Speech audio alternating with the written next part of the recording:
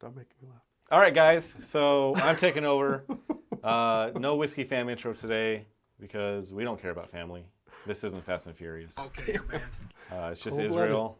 Whiskey 1, whiskey 2, There you go. and we're gonna drink some whiskey with you.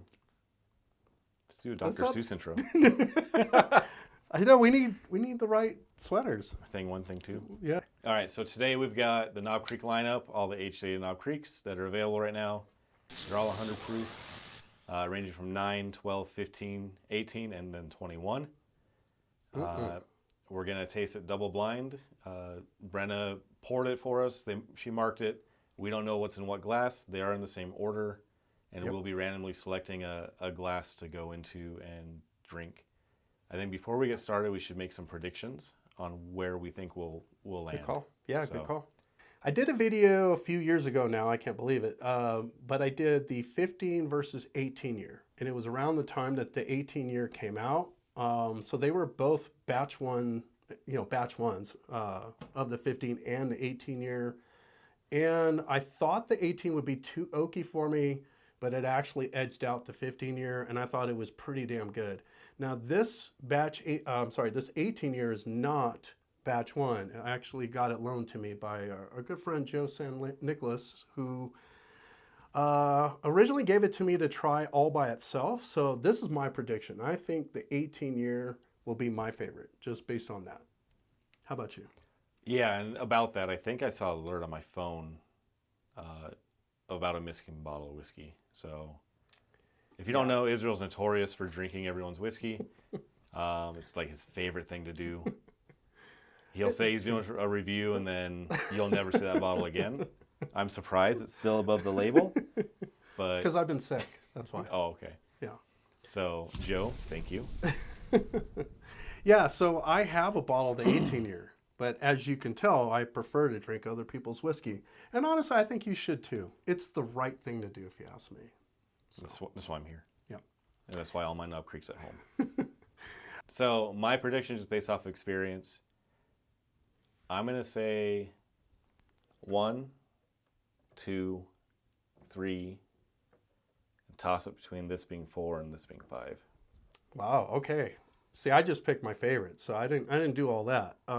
So I guess maybe I'll try this again. If I had to predict, I would say the 18, the 15.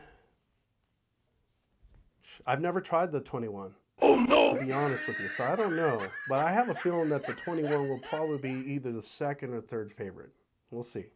And I just feel like the 12 and the 9 year will be like my runner-ups. Have you tried the 21 already? Yeah, I drink my whiskey, so I didn't wait for somebody to give me a bottle That's true. to review. But yeah, honestly, like I was saying, the 18 is kind of in this lineup. Like, it's a great whiskey, but it's probably my least favorite. Okay. So All right. we'll see if that happens in a blind. But just going off of memory, that's kind of where I'm lying. So If you guys are watching and have already done something like this, I would love to hear your feedback on it. Let me know what your favorites were, like who ended up on top or in on bottom on your list. But honestly, I don't think I know I haven't seen a video of Knob Creek's head-to-head doing a little vertical tasting of them, and I would love to see what you guys have to say. Maybe you have some bold predictions, or maybe you're going to try to do the same thing after watching this video, and if that's the case too, love to hear back from you. Let me know what you think. So without further ado, let's do this. all right, let's do the middle one first because it's staring at me. So. Okay. It also looks lighter, and I think you're trying to predict this being the 9 year. So, Nope, not at all. so here's one thing that you guys probably already know, you probably already figured out, is just the age statement alone will kind of let you know or predict like how dark it should be. The 9 year, at least from what I can see here, is lighter in color, but these are poured really low just because, we're not trying to get smashed here tonight. But honestly, Speak for yourself. honestly, I think just by looks alone, this could be the 9 year, but we'll see. We'll see. Nose-wise, what kind of notes you It's get? a classic Knob Creek nose. One of my favorite noses in bourbon. Just the peanut. Yeah, yeah. Yeah, usually earthy, nutty. So, Knob Creek came out 1992, Yeah. and I believe around the same time the Booker's lineup also came out, if not the same year, around the same time. And you guys probably wonder, like, what is the difference between, say, a Knob Creek and a Booker's? It just has to do with maybe, the brands thinking that the Booker's is going to be a little bit more higher quality, maybe a more depth in flavor. I've actually had experience tasting Knob Creek and Booker's together, and I'll just say that the differences are pretty subtle. I think depending on whether you get like an age statement Knob Creek, the quality will also go up there and probably rival that of the Booker's. But I think a lot of people, when they think of Knob Creek, they're thinking, oh, this is the step down from Booker's, or maybe it's like if you don't have enough money to buy a bottle of Booker's, you end up with a Knob Creek. But the consistency's always been there for me. I don't know how you feel about Knob Creek as far as like Knob step Creek's up, step no, down. yeah, Knob Creek is. Yeah, I see where you're getting. It's not a step up or step down. Knob Creek is very much in its own lane. Obviously, they're adjacent to each other. Pretty sure it's the same mash bill, different warehouse, different floor. Sure. But Knob Creek is Knob Creek, so Yeah. it's kind of like in the same vein where Old Grandad is everyone's favorite whiskey to hate on. I know. What's up with that? So You guys, any of you haters of Old Grandad? no, not old, no. What's the one that everyone hates on? What do you mean? The Jim Beam product that everybody loves to hate on is 80 proof. It's I don't know more what you're expensive talking than it about. should be. It's got a little Oh, diaper yeah, on yeah. the bottle. Yeah, yeah. So the Basil Hayden is what you're Basil. talking about? Yeah. So Basil Hayden is the Old Grandad. Wow. Old Okay. Grandad is Basil Hayden. Same mash bill, higher age on Old Grandad, higher proof via either the bottle and bond or the 114 or the new 16 year that just came out. Mm-hmm. But it's one of those things where it's marketing and age, right? Yep. So Yep. Now you brought up a good point. I think so. I'll just say that I think it's more the whiskey snobs that'll hate on the Basil because there's quite a few friends that I've talked to and they'll say, "Oh yeah, I love bourbons, man. I drink all kinds of bourbons, or I've been really getting into them." And I ask them, "Well, what's your favorite?" And as soon as they tell me Basil Hayden, I'm sorry, but I kind of I do a little judging there, and I'm like, okay, you probably just maybe getting started with bourbon, and Basil Hayden being marketed as like a top tier or higher tier whiskey because of the price. They're thinking that okay, I'm buying a more premium version of a Jim Beam product, or maybe they don't even know it's a Jim Beam product. To be honest with you, but yeah, people hate on some Basil, and I think it's mostly because of the proof. Because Knob Creek, like I said, this is usually like 100 proof, and then the ones that don't have that age statement on that, like single barrels being 120, right around 120 or even higher, they prefer to get that because it's just like a few more dollars, really.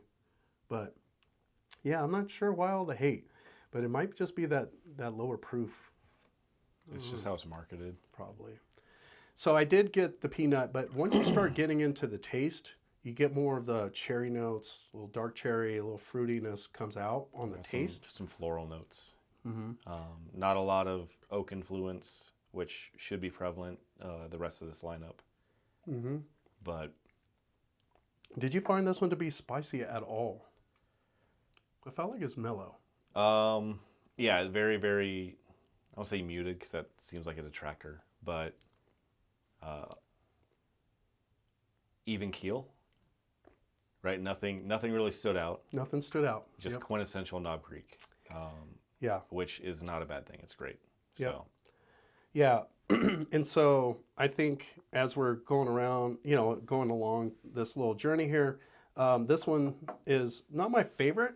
Obviously, this is just the first one we're jumping into, but because you said the same thing I'm feeling, it already feels and tastes middle of the road. tastes fine, and it gets you there. So which one do you want to do next? Or Let's do the far right. far right? This is where you're wanting to go earlier. So Yeah. Let's give that one a try.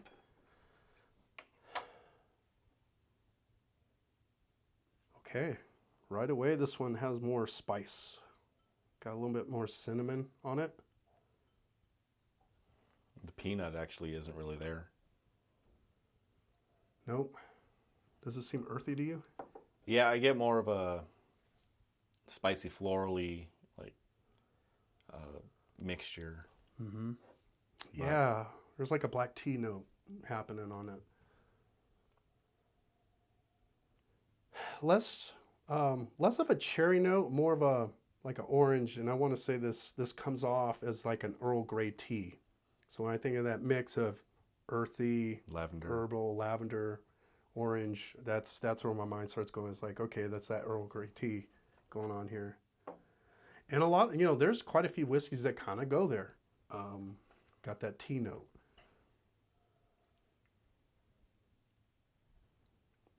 A lot going on the mid palate to finish. Yeah. Again, on the palate, the fruitiness of the whiskey is where it's at.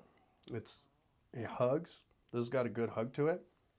Not hug from like a heat, just feels more full-bodied, more depth, a lot more going on, like more flavors and layers to it. It's like hugging a cousin. Oh, It's not a Kentucky hug. Like it doesn't hit you down here. not in the cockle. It's just one of those, I'm going to hug you because we're family, and then we're going to not touch each other for the rest of the weekend. So this is apparently a side hug Yeah. whiskey, little side hug, the awkward side hug. Anyone have a experience with the awkward side hug? Let me know. Drop a comment. I'm gonna have one more sip just because these two whiskeys are distinctly different. Just overall like presentation. It's darker. It has more depth to it. It just feels like there's more going on. Just taste alone. I couldn't tell you if this is like the 21 year or the 18 year. It doesn't feel like it has a lot of oak. It just has more presence. Yeah, there's a heavy oakish influence, but it's not coming through as like oak, right? Like when you have Elijah Craig 18, where it's just an oak bomb and Right. it's drying, and Right. a lot of people don't enjoy it. It's woody, but there's a lot more going on that kind of pulls it back from being oaky, right? Yeah. So definitely barrel influence, a little bit of char, not too much. Yeah, I mean, it's better than the first one we tried. It's better than the first. Yeah. So It's- we agree it's on a that. Step up. Yep.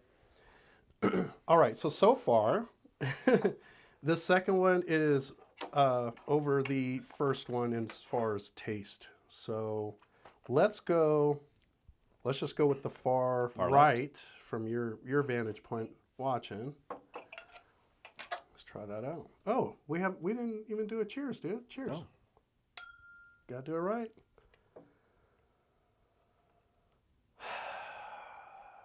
Right away, more oak on this. More, it just feels like dustier, darker. And there's the drying. It's drying. It's enjoyable. It's just very tannic. Yeah. It's interesting. I got that right away, and I'm glad you brought up Elijah Craig 18. There's quite a few of my friends that love the 18, and I know we're not doing Elijah Craig, but it's one of the age-stated bourbons that I just can't seem to get into. I've tried 3 different single barrels now. They all have like a huge oak presence to them. Very tannic, very drying. For me, I don't like that.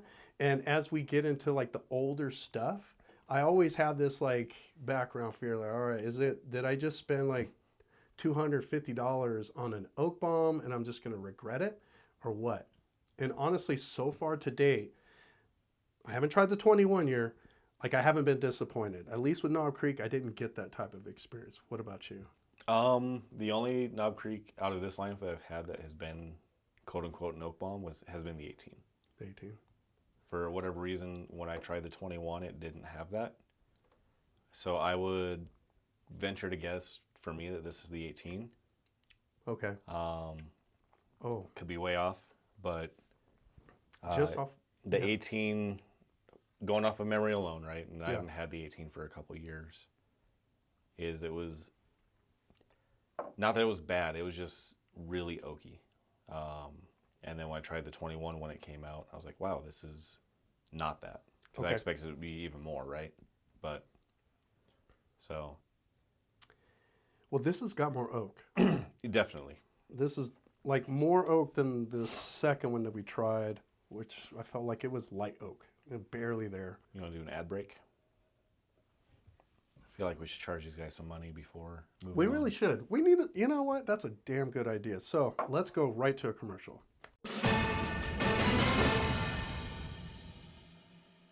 All right, Whiskey fam. So if you're watching the video, I would really like to get some of your support. Some of you watching can subscribe. That's completely free. You can become a Patreon. I would love that.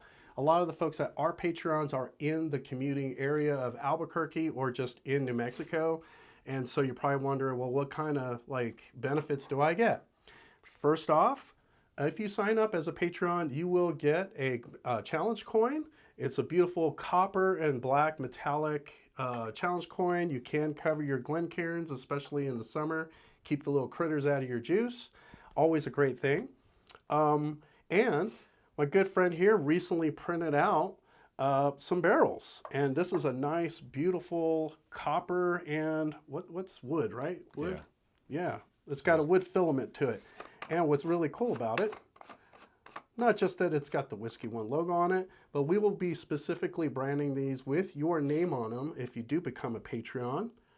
Or if you don't want to become a Patreon, that's fine too. If you just want to get the barrel, let us know and we'll definitely have the Whiskey One brand logo on there.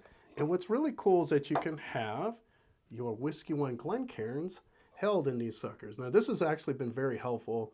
We gather all the time with friends and it's just nice to just toss that in there, bring this with you and not worry about whether your glass is going to break. Even at the end of the night when you're inebriated a little bit, tossing this in the barrel is a really good way to get that going. So definitely check out our Whiskey One channel website. We're going to be throwing these on soon. I'm not sure what the retail price will be on that, but it probably won't be very expensive and we will be shipping. All right. Last but not least. Hold on. Oh, sorry. Bonus feature of the lid, right? Okay. Two things to talk about. Beautiful. It's a Glen topper. It's a Glen topper. And with the shape of the lid, a lot of these barrels, because I've had a few, right? Yep. That's right. If you screw it on too tight. You screw it on, a lot of the barrels, you get rattle, stuff moving around. Doesn't really affect the glass, but it's kind of annoying when you're driving around or just carrying it. This one, no rattle. no rattle. So, on to the next one, Ron, Mr. Popeil. And last but not least, so these are a little bit rare to get your hands on, but for those of you guys that are true enthusiasts and you want to like drink a step above your friends and fam and you want to just show off a little bit and show them that you're top tier sippers, you definitely want to get your hands on the Osol whiskey tumblers. And these are handmade. Every single one of them are handmade by our good friend here, Elijah Cavender from Kilnet here locally in the Rio Rancho area. I'm pretty sure he's on the Rio Rancho side of Albuquerque, Rio Rancho. But anyway, these are all handcrafted. These are clay, and these are all food grade. And these are great additions to your bar. I've been showing these off every chance I get just because when I'm sipping, I love the feel of it, and it just really looks cool, and it feels authentically Southwestern. So definitely get your hands on it. Again, whiskeyonechannel.com. You can get all the merch there, and I would love to get your support. So back to the video. All right, so we're going to jump into our fourth one, right? Yeah, Yes, our fourth one. So which one should we get into now? Let's go this guy, number 2. Number 2. Okay. Before we get into it, yes. I don't know if it's a hot take. I'm sure a lot of people share this take, but maybe it's a hot take. Okay. These new bottles are disgusting. And I say new. They've been around for like 4 years, but Yeah. they're too big. They look melty, like they got left in the fire overnight. Yeah. It just, I don't know. I see what you're saying. Yeah. I'm I and don't I'm think not I even a noticed that. not a purist, or I'm not like, oh well, I hate change. It's just this Mhm. bottle it's like a perfect silhouette, right? Yep. It's like a boot flask bottle. It's small. It can fit on small shelves. True that. When they come in special boxes, the boxes are smaller. Like That's it true. just, Yeah. Yeah. I didn't even notice that, so I'm glad I you don't pointed that out. I don't Yeah. think this bottle shape or design added anything to the brand. Interesting. Personal take. Call me out in the comments if you want. It's not a horrible bottle, but from what it was to this, it's not a step up. I just noticed some too as you were talking about it, but in the back there's a sharp little divot on the very back of the bottle. Just a little protrusion here pokes out. Not sure why that is. It doesn't look right, but I don't know. I'm not hating on it. I'm not hating on it, but I do see your point. Yeah, the older style is just smoother, a little, a little easier on the eyes perhaps, but yeah, I'm not sure why they changed it up because they actually look taller, the newer versions. Yeah, they're taller. They're taller and they're thinner. It looks like there's probably thinner, and these are a little chubbier, but a little bit more sleek. Maybe it's another thing is it kind of signifies the end of the 15-year barrel picks. Okay. Because now all the barrel picks average 9.5 years on That sucks. the bourbon, and then I think it's 7 years on the rye. But The good old days, right? But because we're in this like bourbon boom pop, we're probably going to start seeing more of those older, 15-year single barrels come back, honestly, because bourbon's not selling like it used to. And a lot of that's just there's too many brands out there. How do you keep up with all of it? one can hope. One can hope, yeah. Honestly, like the barrel picks for Knob Creek are outstanding. Like I really have never been disappointed in them. And one thing I really appreciate about the Knob Creek barrel picks is that they're so affordable. Like they're usually like 50, 60 bucks, and they could be a 15-year barrel pick. Anyway, yeah, good hot take. I don't know, I just kind of went on a tangent there, but let's get into this. So right off the bat, the color is sexy. It's got more brown to it than definitely this one and even this one. I don't know, it's just got a little bit more to it as far as color, but nose-wise, more cherry. Yeah, it's a great nose, but it's not a Knob Creek. Like when you think of Knob Creek, it's not what you think of nosing. Right. Less nutty. It's brown sugary and then sweet, right? Like you said, like cherry or dark red fruits and then just brown sugar. No nut at all. Yeah. It's a November bourbon. Wow.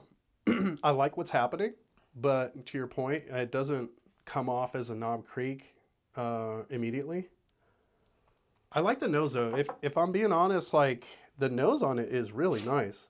I like that it feels earthy, slightly dusty, and it has that dark fruit, dark cherry thing happening just on the nose.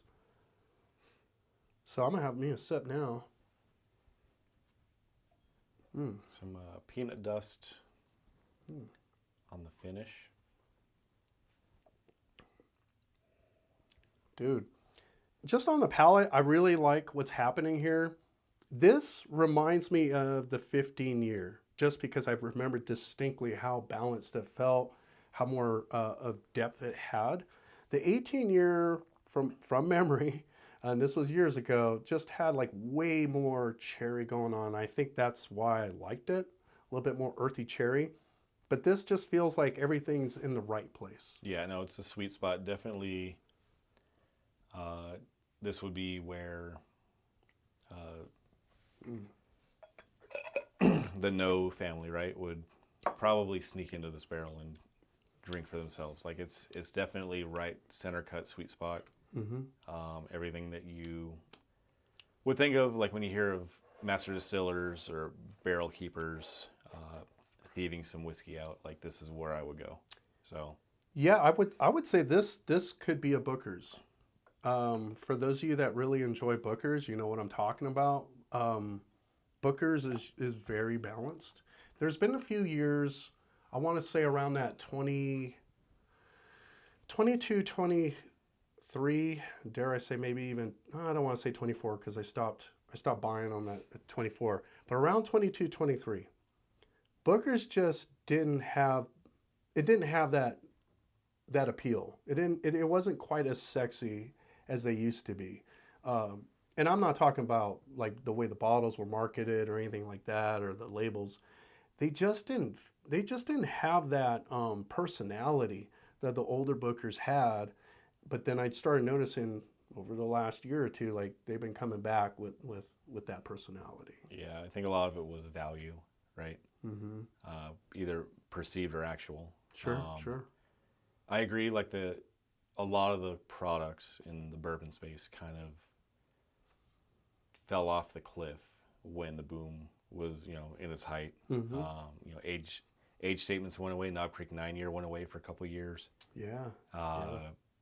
Other distilleries did the same thing or started using lesser aged whiskeys in their blends for their general releases. But yeah, Booker's kind of just plateaued taste wise, and then the value, right, what they were asking for, it just kept climbing. Right up to I think right before I left Washington they were selling for like $124, and when I first got into whiskey, and this only expanded like 2 or 3 years, I bought a Booker's for like $60. Yep.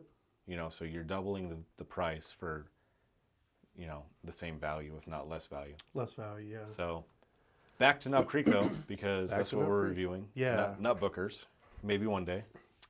Yeah, I think one of these days we'll have to do a Booker's vertical. But no, I think it's well worth the conversation to bring up Booker's, because again, like Booker's is supposed to be the next level up from a Knob Creek, and I feel like this last one that we tried was on par as a Booker's. If you poured it for me like, hey, this is a Booker's, well, I would doubt it just because the proof doesn't feel as strong as a Booker's. I feel like maybe you added some water to it, but flavor wise, I think it's on par. So, but this one, man, presentation again. This has got all kind of sexy red to it. It's got a little scarlet, a little like dark brown sugar to it. This is nice. This is nice. Got some nice thick legs to it too. But let's jump into that. What do you think of the nose? Because you already got into it. I've already drank it. Yeah. You talk too much. I talk too much. I talk way too much. Wow. Cherry wise, way more cherry. Way more.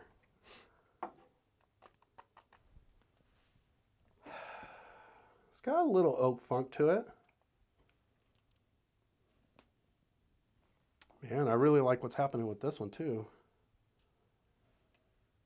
This is the first one that has a lasting, lingering finish.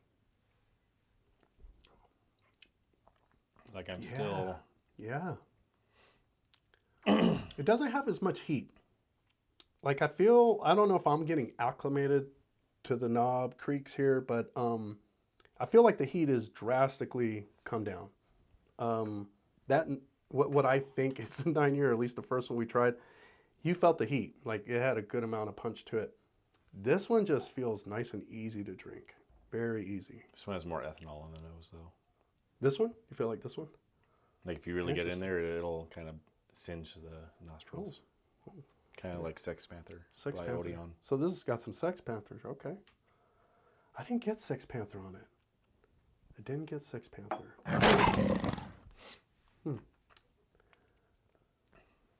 Cherry. It's earthy, more black tea. It's dustier. I'm going to take another sip.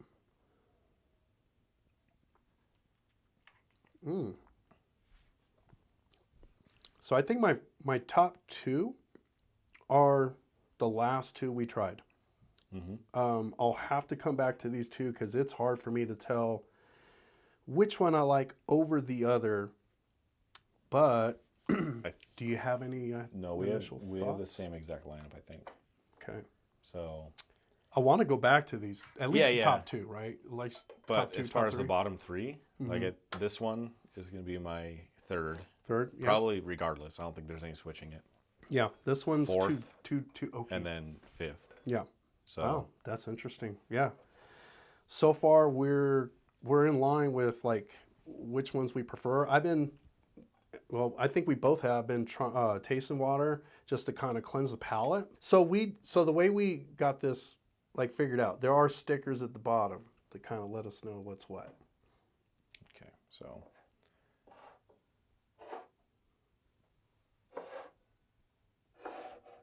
All right, so what I think is a 15 is my favorite, 12 is second, Okay.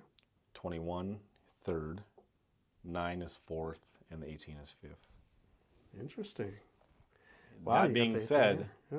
in a vacuum, these are all fantastic bourbons. Mm-hmm. Yeah, I got it. Just this one that I think you have ranked last as well, or maybe you have it ranked fourth, I think. Yeah, my dead last is what I think is a 9-year, just So- because less complexity. Yeah, and see, I think the nostalgia is kind of winning out over the oakiness, Mhm. right? Yep. This I could drink whatever year it is. I could drink this all day, every day.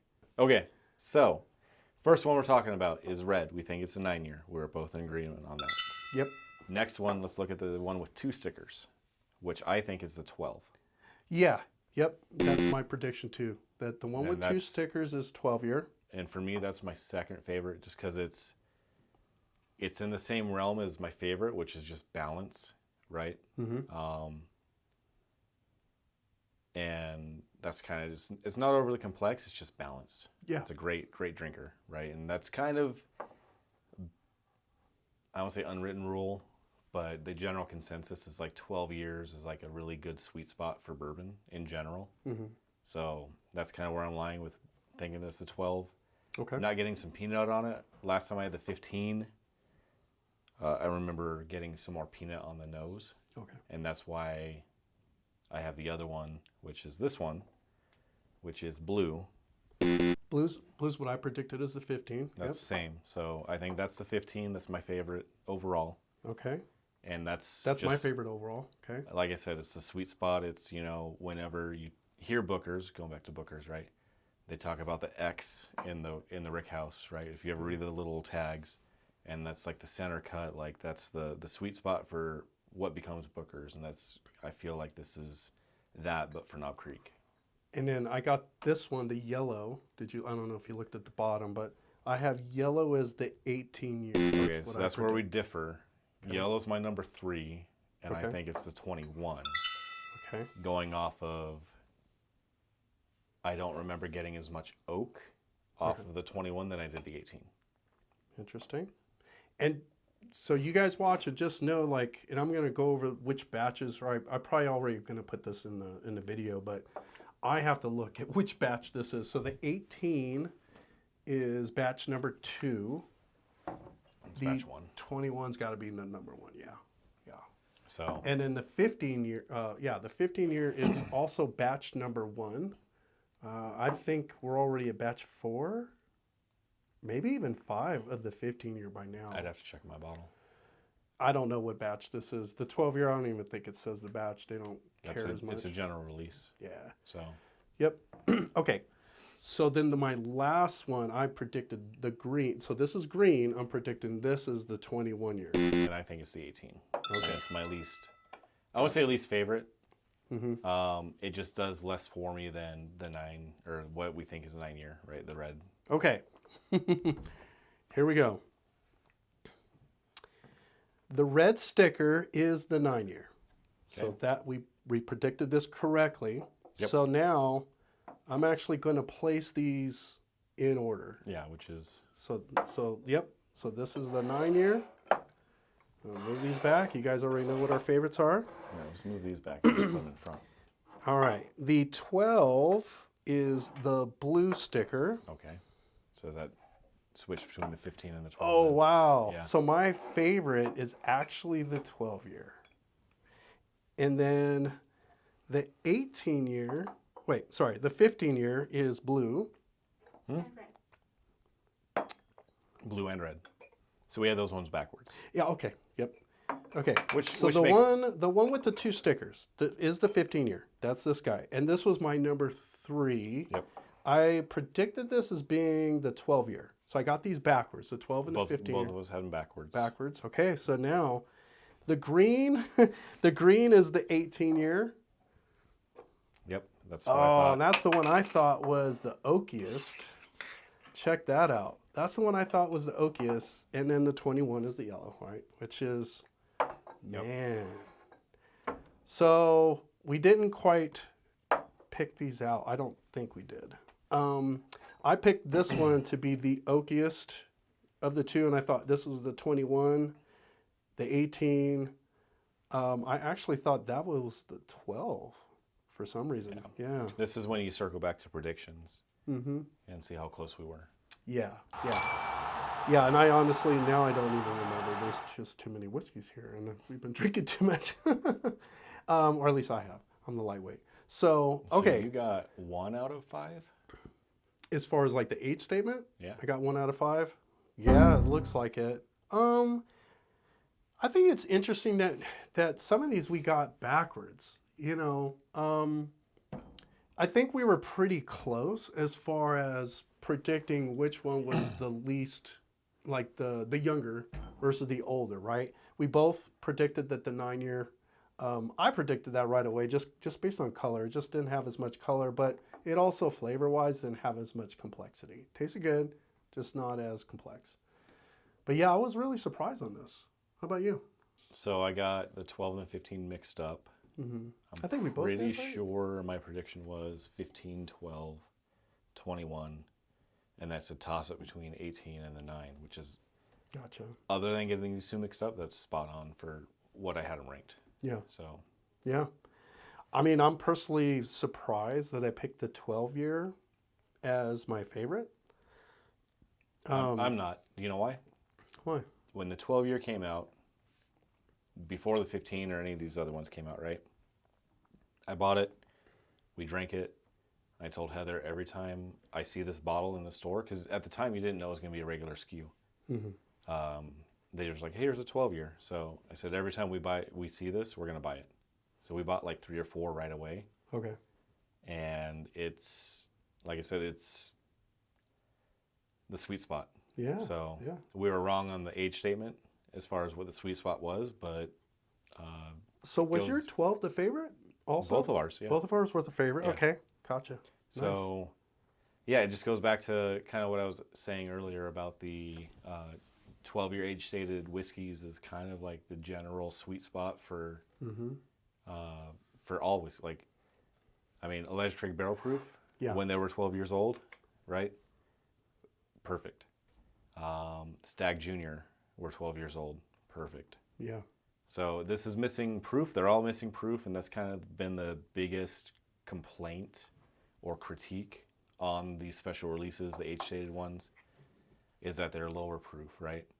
Yeah. We talked earlier offline about how when the 12 came out, there was a limited run of barrel strength 12 years. If you guys have those, savor them. If you can find them, buy them. Mm-hmm. They didn't go nationwide. They were only like 1 or 2 states, or maybe 3. But that's one bottle I regret not being able to try, because I would imagine a 12-year at 120 proof or 123 or whatever they were would be fantastic, right? Yeah. Everyone always says GTS killer or whatever, but honestly, I believe it. One of the things I would want to know is what's up with the 21 and the 18 year? Because those are the more expensive ones. I think right now, if you try to get the 21, it's a $10 difference in price right now. Right. It depends where you go too, Yeah. right? Because that 21 year could be $250, $225. Just depends where you go. Or you go to Costco, it's $199. There you go, right? And yeah, the 18 And these are years $189 just all day. So. Yep. Now, again, going back to if I were in you guys' shoes and I hadn't tried these yet, do I spend that much money on the 18 and 21 year? I want to say the answer is yes. Hot take or whatever. What should be in your bar? This one 100% should be in your bar. Whether you love it, hate it, whatever, like it's a quintessential bourbon. It's one of the staples. Going up the line, right? If you're into bourbon and you try this and you love it, you're gonna absolutely love this one. If you can find this one, they're hard to find. Buy it. For me, if you're a whiskey connoisseur or if you're a collector, buy this. if you're casual and you just like whiskey, you like making cocktails, skip this. And then ending on this, kind of the same realm, except this is a buy over this one. If you're sitting side by side and you have the 21 and the 18, and you have to choose one, pick the 21. Okay. Yeah. So, the best way I can describe these two bottles, because we're on the same page. These two are FOMO bottles, right? I got these two because I was like, man, my buddy's got them. I got to get them too. And it's not every day that you come across an 18 and a 21 year. So I felt like I had to get it. And at this point, I feel like I'm a whiskey connoisseur. Let's be honest. Like, as whiskey curious as I tend to be, I had to get these because, you know, I had these other ones, right? And so I think most people, if you're into, you're kind of drawn into that FOMO feel, like you're going to get these no matter what we tell you.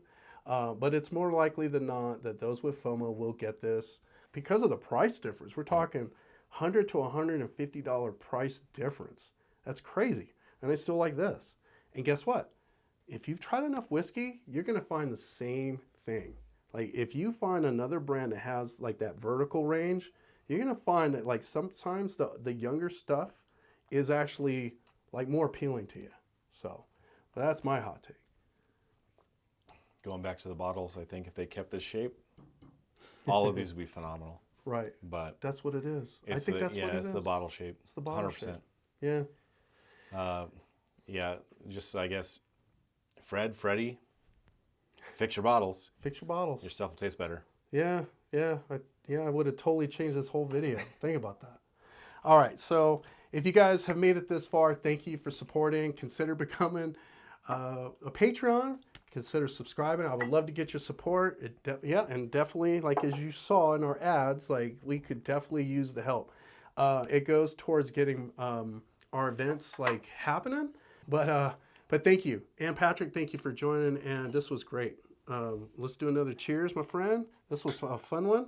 And we finally got it out the way. So, man, if you get a chance, you got to do the same thing. Do a vertical. So here at Whiskey One, it's about the one you enjoy. Cheers.